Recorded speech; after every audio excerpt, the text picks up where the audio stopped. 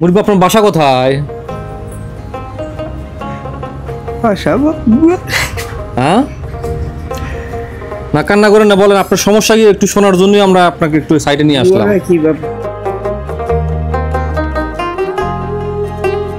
আসসালামু আলাইকুম। আমি কলেজ থেকে ফেরার পথে হঠাৎ দেখলাম এক চার দোকানে এই যে আমাদের এক মুরব্বি বসে আছে। তো তাকে ওখান থেকে উঠায় নিয়ে এসে একটু সাইডে নিয়ে আসলাম। সেখানে মানে একটু গ্যামজাম ছিল লোকজনের। তো ওনার যে অবস্থান দেখলাম, সে চার দোকানে টেবিলের উপরে যে মাথা দিয়ে শুয়ে আছে। যতটুকু বুঝতে পারলাম যে সে মানুষের সহযোগিতা নিয়ে চলে। তো আমরা একটু তার কাছে শুনি যে তার সমস্যাগুলো কি। আসসালামু আলাইকুম। মুরব্বি, আপনার বাসা কোথায়? হ্যাঁ, না কান্না করেন না, বলেন আপনার সমস্যা কি একটু শোনার জন্যই আমরা আপনাকে একটু সাইডে নিয়ে আসলাম। আপনার ছেলে মেয়ে নাই?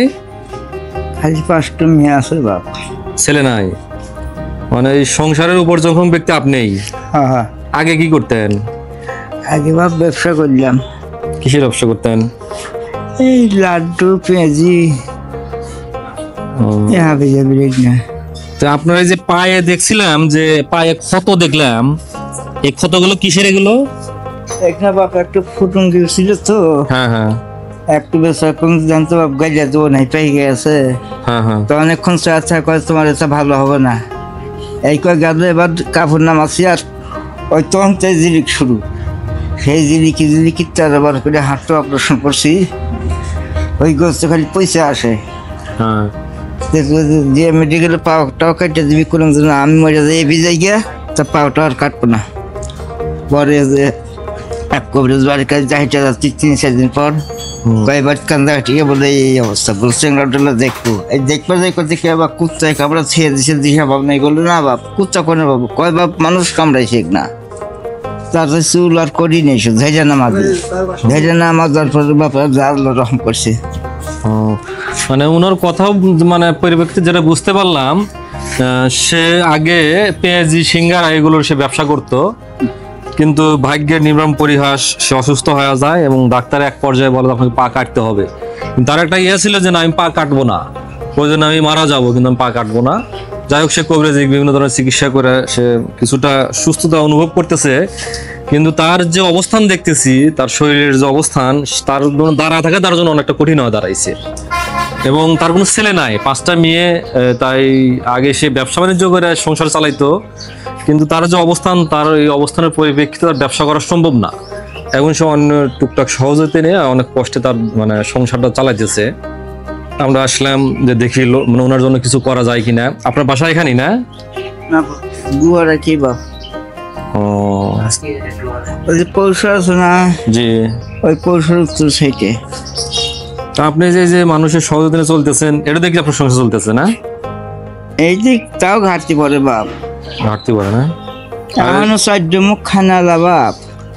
বাড়িতে 4 জন লোক মোট, আপনি সহ 4 জন? হ্যাঁ, 3 মেয়ে বিয়ে তো হয়েছে, আর 2 আছে, আর ঘরে বাড়ি 2জনেই 4 জন। যাই হোক, উনি অনেক বয়স, তারপরেও সে যতটুকু পারতেছে মানুষের সহযোগিতা টুকটাক তার সংসারটা চলে যাচ্ছে, সে কষ্টে জীবনযাপন করতেছে।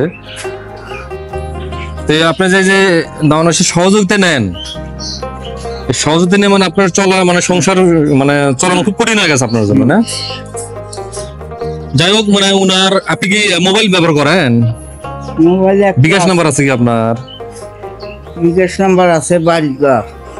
ওই মোবাইলটা ছিঁড়ে দিছিলাম, ওই সরকার যে পানা নাকি ডিসপ্লে কাজ যাওয়া গেছে, কিছু দেওয়া যায় না, ছিঁড়ে দিছে। বুঝতে পারছি। আমি আপনাকে যতটুকু পারি আপনাকে আমি সহযোগিতা করতেছি। এটা ধরেন,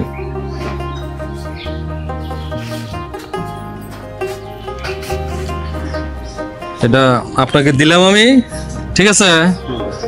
আর মানে ওনার সাথে যখন কথা বলছিলাম, উনি এক পর্যায়ে কান্না করে দিছে। আসলে কান্না করার উদ্দেশ্য কিছু থাকে, মানুষের হয়তো ভিতরে অনেক দুঃখ থাকে, কষ্ট থাকে, আর্থিক সমস্যা থাকে, এই মানে এই সব মিলেই হয়তো বা সে কান্না করে দিছে, যেটা আমার জন্য খুব খারাপ লাগলো। তে আপনাকে যতটুকু দিলাম তো আমাদের জন্য দোয়া করিয়েন, ঠিক আছে? ভালো একটু দোয়া করি বা ভালো ফয়সালা হ্যাঁ, আর ভালো থাকেন, আমি আপনার সুস্থ কামনা করি। ঠিক আছে, আপনার মনে হচ্ছে আজকে যে অবস্থা দেখলাম মনে হয় আপনি মনে হয় থাকতে পারবেন না, আপনি আজকে চলে যান, বাসায় চলে যান, ঠিক আছে? যতটুকু আপনি ইনকাম করেন ততটুকু দিয়ে দিলাম, আজকে আপনি চলে যান নাকি? যে আপনি দেখলাম ওখানে শুয়ে আছেন, এটা আপনার জন্য কষ্টদায়ক। তো দর্শক, এই যে অসহায় মানুষদের জন্য আমরা একটু কাজ করি, তা আপনারা একটু আমাদের এই মানবিক গল্পগুলো আপনারা একটু ছড়িয়ে দিবেন, যেটা 64 জেলায় ছড়িয়ে যায়। আপনাদের এই ছড়িয়ে দেওয়াটা আমাদেরকে কাজে অনুপ্রাণিত করবে। অবশ্যই আমার এই ভিডিওটা একটু শেয়ার করবেন। সবাই ভালো থাকবেন, আসসালামু আলাইকুম।